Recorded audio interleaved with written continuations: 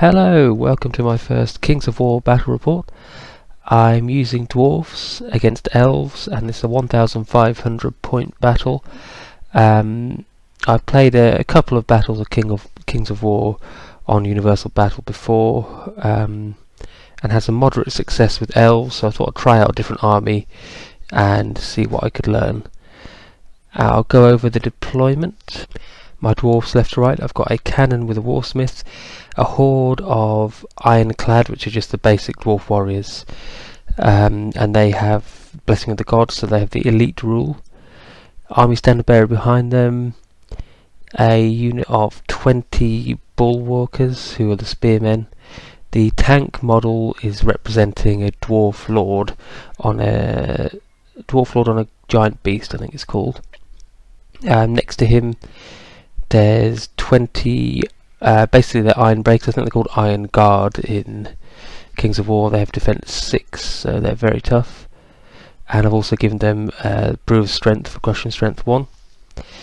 My other horde is the Shieldbreakers, who are the guys using two-handed weapons, and another standard bearer behind them. 5 Brock riders on my right flank, just because I think it's awesome that dwarves can have cavalry in this game, and another cannon. And the elf army is 3 bolt throwers, a horde of Drakon riders, 2 hordes of Sea Guard, and a general on Battle Dragon.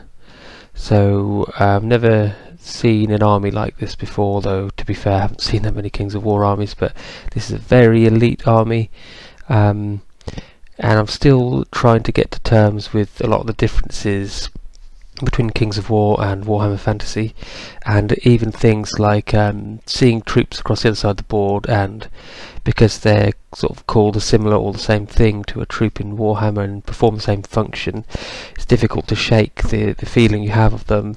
For example, Sea Guard being pretty rubbish in Warhammer, certainly not anything you'd want to worry about. And even though I knew obviously the rules are completely different in Kings of War, it's difficult to not just sort of dismiss them as being underpowered. So let's crack on with the battle then. My first turn I advanced dwarfs up like so, and my shooting, my cannons, I believe they both miss, but my dwarf lord on the tank, I've given him the lightning bolt magic item, and he casts that on the Drakon riders, causing a wound. Elves turn 1, the Drakon riders decide obviously not to charge forward into the Bulwarkers, which would be a particularly stupid move, so obviously it doesn't fall for that, and they just fly to the back of the board there. As obviously the Elves know they can outshoot my army, and in the shooting phase I take 8 wounds on the Bulwarkers and 7 on the Shieldbreaker Horde. And now I start to realise that massed bowfire in this game is actually not bad at all, and certainly a lot more effective than it would be probably in Warhammer, for example. My turn 2, and I just move up again. I obviously realise I'm going to get outshot completely and just decimated unless I charge forward into the Elves, but my shield, what they call it, Ironclad block, Ironclad Horde on the left hand side, and the Bulwarkers have to pivot, so they can't move very far. And in my shooting phase, again both cannons miss, but I do put a wound from my Lord's lightning spell. He puts a wound onto one of the Sea Guard blocks. So I'm missing a picture, and so this picture shows the end of my turn 3. So in the Elves turn 2, concentrated shooting destroyed my Shieldbreaker Horde, which are the guys with two-handed weapons, so basically like hammerers, and also the Bulwarkers. The dragon flew round to the flank like that, so in my turn I moved my cavalry to be in a position where if his dragon sort of didn't get out of their charge arc, he's going to get charged by them. And again, I just moved everyone up. I don't know, well, there isn't anything else I can do other than hope that my cannons do a bit more damage, but I've also realised from this game that cannons don't seem to be that great, as certainly not in comparison to Dwarven artillery in in Warhammer, which is no bad thing because it's far too good in Warhammer. But my cannons, I think they've fired 6 shots. I don't think they've hit yet, which is very annoying, especially considering how devastating that bowfire is. So in the Elves movement phase, turn 3, the Drakons and the Sea Guard charge into my Iron Guard. So the Iron Guard are basically equivalent to Iron Breakers in Dwarves and Warhammer. Very tough. I think they're probably like from what I've seen on the stats, pretty much the toughest infantry in the game, actually, with a defense of 6. Dragonfly's behind my lines. He's out of the arc of my cavalry. Also, he's way too far away for them to be able to charge him anyway. In the shooting phase, the bolt throwers put 4 wounds onto my shield. I really need to learn these names for the dwarf units. Onto my Ironclad Horde. So the Ironclad are the basic dwarf warriors. And the other block of Sea Guard puts 5 wounds onto my cavalry, my Brock Riders. But a miracle occurs and he rolls badly for his Drakon Riders in combat. They end up doing 8 wounds altogether to my Iron Guard, and I don't break. So I'm hoping that in my next turn I can actually destroy both his Drakon Riders and possibly Sea Guard as well, and then reform so that his dragon can't charge me in the rear. So I charge the Dwarf Lord and the Iron Guard into the Drakons, and my Ironclad go into the Sea Guard. Brock Riders move round.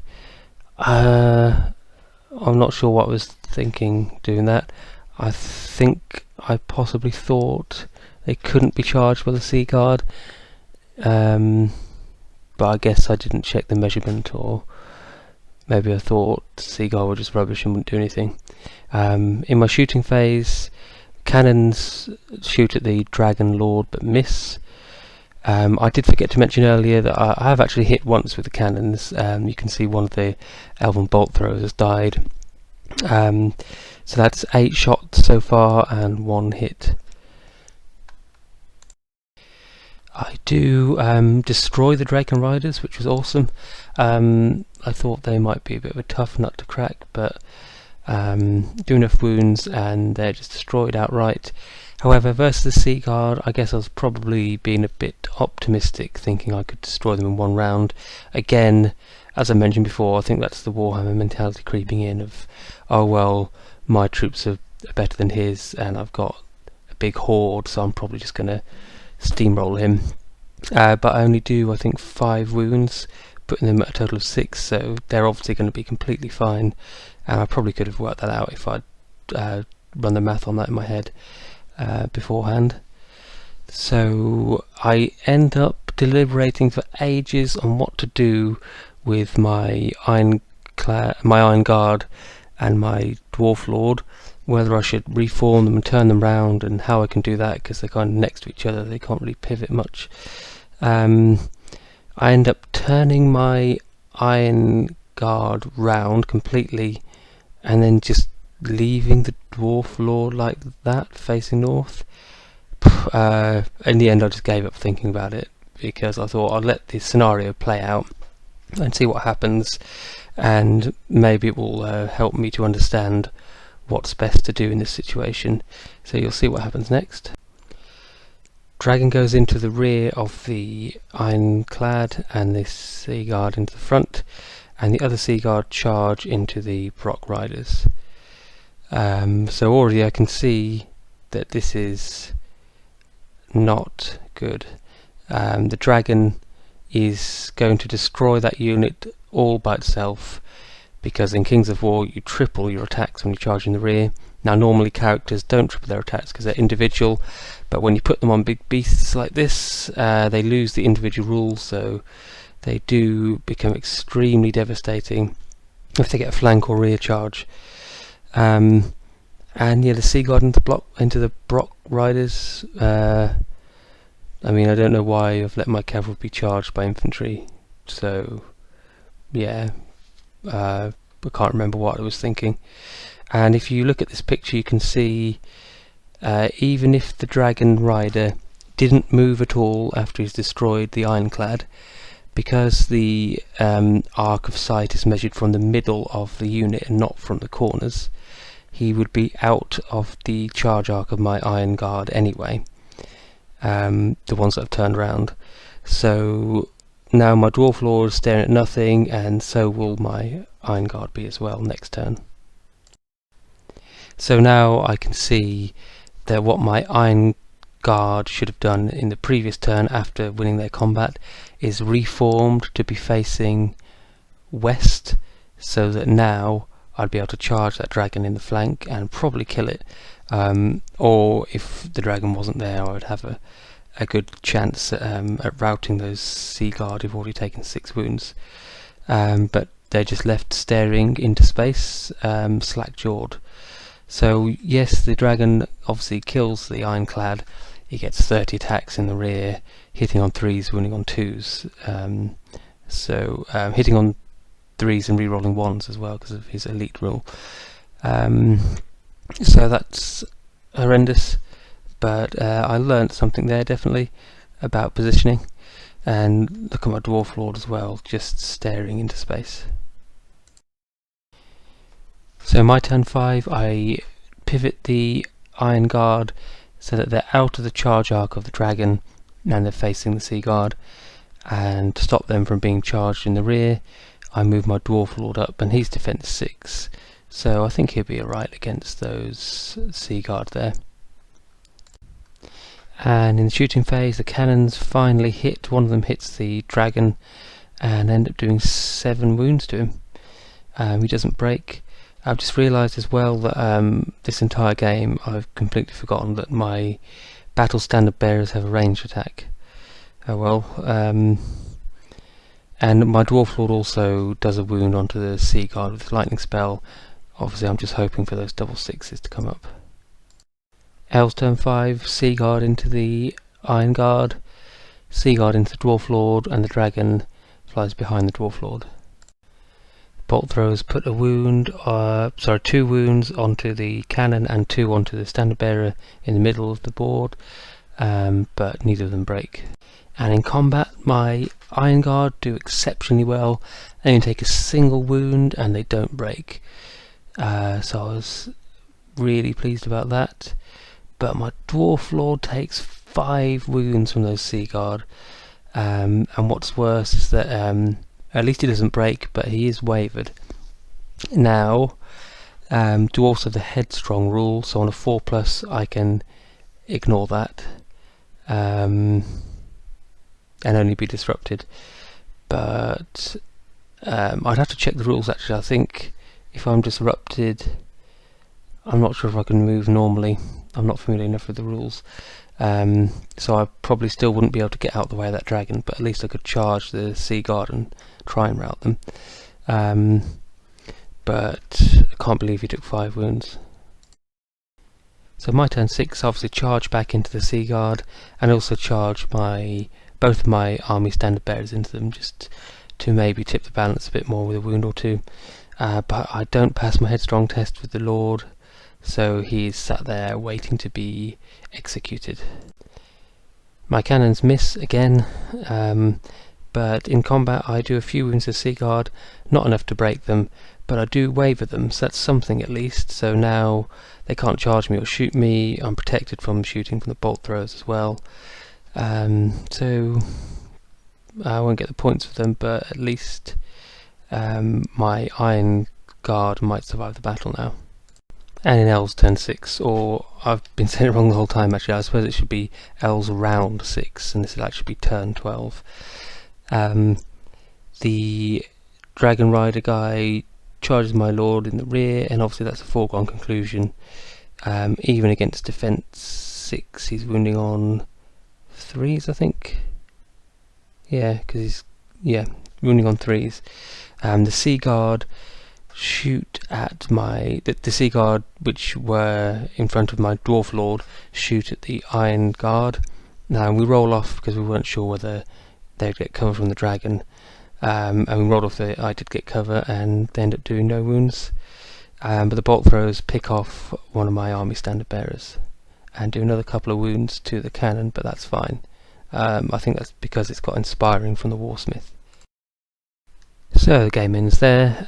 We tally up the points. Obviously the Elves have won, but it's nice to get the points down. And Dwarves score 450, Elves score 955, so it's easy victory for the Elves.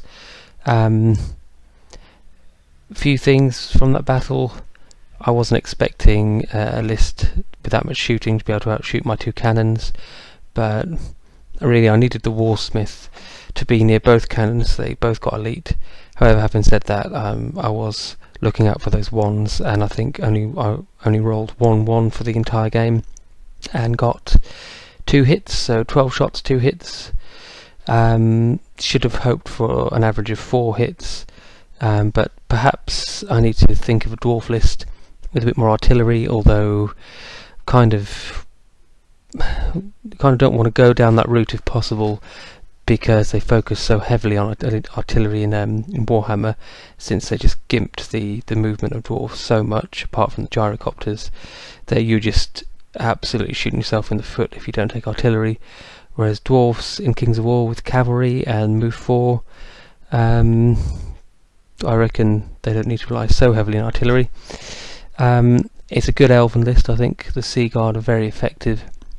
They're not too shoddy in combat because they're in a horde, and with their elite rule on their bowfire as well, they're a good unit.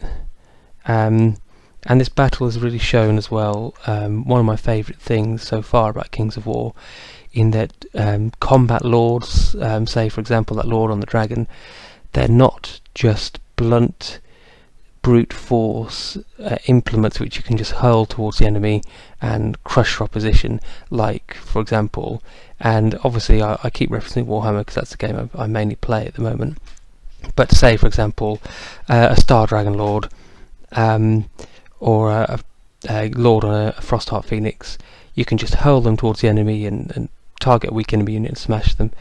But in Kings of War, yes, they can be extremely powerful, but you need to get them in the right position and get off a flank or rear charge to really maximise their potential. Doubling your attacks in the flank and tripling it in the rear, you will crush a unit just with a Dragon Lord if you play it right. So yeah, I got pretty much trounced there.